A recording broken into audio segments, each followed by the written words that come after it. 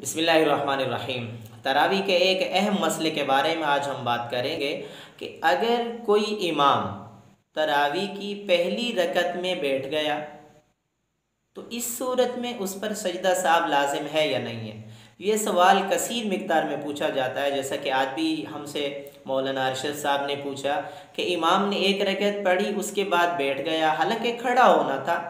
तो इस सूरत में इस इमाम पर सजदा साहब लाजिम है या नहीं है। तो इसके बारे में तफसील ये है, आप जान लीजिएगा कि इमाम अगर एक रुकन की मिकदार बैठा है, एक रुकन की मिकदार यानी 3 मरतबा सुबहान अल्लाह कहने की बेकदर बैठा है, उसके बाद खड़ा हुआ है, अगर खड़ा खुद हुआ है या मुक्तदियों में से किसी मुक्तदी ने लुकमा दिया है फिर इमाम खड़ा हुआ, दोनों सूरतों के अंदर यानी खुद खड़ा हुआ या मुक्तदी ने लुकमा दिया खड़ा हो गया,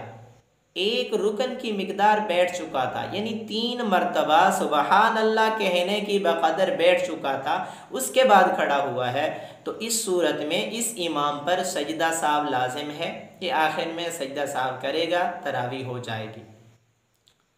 और अगर ये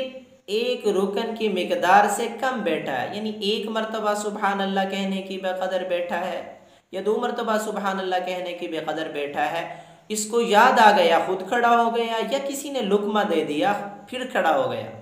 एक रुकन की मिकदार से कम बैठा था, खड़ा हो गया, तो इस सूरत में इस इमाम पर सजदा साहब लाजिम नहीं है, बगैर सजदा साहब के तरावी हो जाएगी। ये एक अहम मसला था जो कसीर मिकदार में पूछा जाता था।